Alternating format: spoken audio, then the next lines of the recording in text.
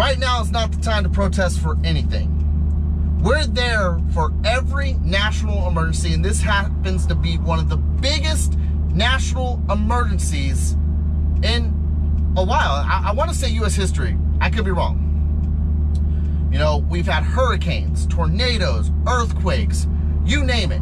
But this pandemic has created a national emergency to where the truck drivers are the heroes, and we are finally noticed.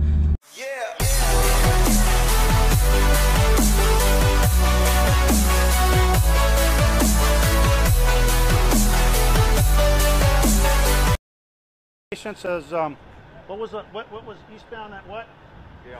Gale Horn. So what happened this afternoon, a little after 2 o'clock, we received reports of about 75 commercial vehicles blocking the 610 loop right at Gale Horn. Commander Hatcher, Commander Campbell, Commander Hatcher from Northeast, Commander Campbell from Traffic Enforcement Division, and all the command staff responded with a bunch of officers. We were able to get the folks off of the freeway and onto this parking lot adjacent to it. What we've done is that everyone, and I don't have the final numbers, everyone that was blocking the highway in protest has been cited with a Class C misdemeanor, and we've made it real clear that we now have their driver's licenses and their truck information, and if they were to do this again, they will all be arrested and their trucks will be impounded. These are independent drivers that are protesting non-payment by companies that have hired them to move. It's an ongoing problem, and we've explained to them that this is no way to fix that problem by engaging in an illegal activity. One person was arrested. That is a female. I don't have a name on her or an age yet. She was arrested for inciting a riot, which is a Class B misdemeanor, and also for obstruction of the highway, which is also a Class B misdemeanor. And she's been transported to the JPC where she's being booked, and we're about to start releasing these folks from this parking lot. And so, to the word of the wise, if you ever want to protest, especially if you think there's been injustice and whatever you're protesting, you know, there's a distinct difference between First Amendment protected activity and the illegal activity. I can tell you that anytime you try to involve our freeways, that is a non-starter for the Houston Police Department.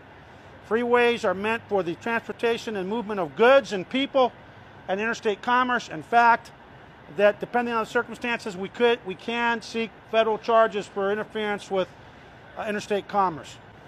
We've worked with the organizer, and they now know that this is their one bite at the apple. They don't get a second bite. Any questions? Is that it? You guys are good. Must be hot. Can I ask you how many officers what's your number in the count? How many officers responded? No, I mean, I'm talking about with COVID. We were at 38. As of today, we have 38 officers. And the good news is that out of the 38 that have tested positive now, cumulatively, 20 have gone back to work, which is really good news. And the other good news is that Officer Cervantes is still not out of the woods, but we still remain very hopeful, and we just again want to thank everybody for their continued prayers. My opinion on the trucker protest is we as Americans are allowed to protest, but there's a time and a place for everything, and there's a way to do it. There's a right way and a wrong way, and the way these guys did it was completely the wrong way. And it says, according to the Houston Police Department, 75 commercial motor vehicles, were found to be blocking the 610 loop in Houston.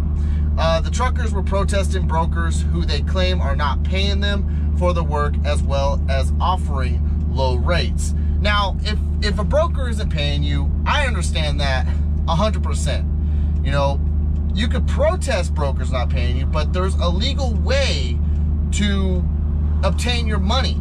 And there's also, I think it's broker 511 or something like that. Maybe one of you owner operators can tell me that handles brokers. There's a firm that you can call and report these brokers that don't pay you. All right, is it broker 411? Anyway, put it in the comment section below. You all know what I'm talking about. But it says, as the COVID-19 recession continues to worsen, truckers are becoming more and more outraged over the plummeting rates being offered by brokers. Now, as Truckers Coach had pointed out on his video on his live feed, and he posted a video about it, supply and demand, basically. So when there's non-essential businesses being shut down, all right, you cannot go and expect to get the same rates and the same freight that you're used to getting. It's not their fault. It's this pandemic, that's everything that's going on's fault. All right, brokers are only playing the game in a way to try to offset the shipping costs, and as Truckers Coach said, there's way too many trucks out for the loads that are being put out. And it goes on to say that in recent days, multiple trucking groups have expressed concerns about how some brokers are conducting business amid this time of a national emergency. During Monday's protest, the independent contractors held up signs, mostly in Spanish, calling out cheap brokers. We've had this issue for quite a while. I mean, Trucker Style SHAWN posted a video explaining how to bypass the brokers, how to get your own freight, how to get better freight that pays more, contracted freight. If you're running on the spot market, your freight might not be the best. Anyway, it says HPD was called to the scene at approximately 2 p.m. and was safely able to move the rigs off the highway to a Fiesta Mart parking lot at Interstate 10 and Federal.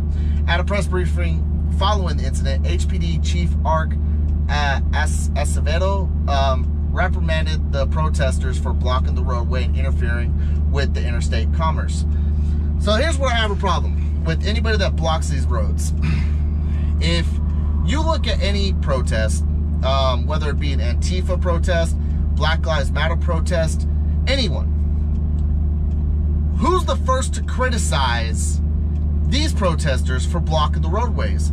You and I. Basically, they're doing the same exact thing, but with semi-trucks.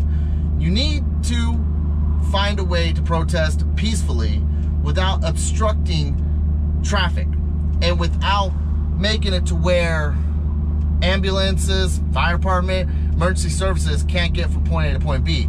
Having one lane of traffic, even though we're in a pandemic and traffic is low right now, still is not sufficient enough to get the emergency service vehicles from point A to point B.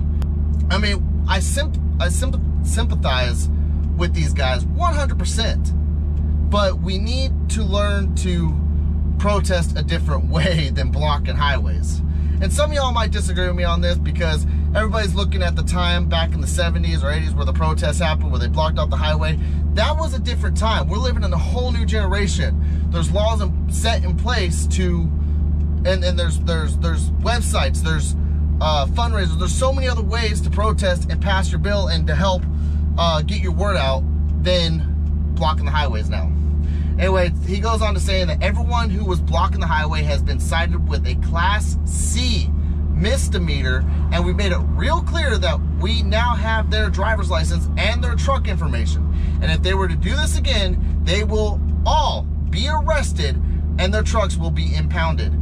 There's a distinct difference between First Amendment protected activity and illegal activity, 100%. You have every way to speak your mind, to have your First Amendment rights to protest, but doing it in an illegal manner, an unsafe manner, isn't right. And then it goes on to say in a subsequent statement from the HPD indicates it is concerned about the allegations made by the protesters.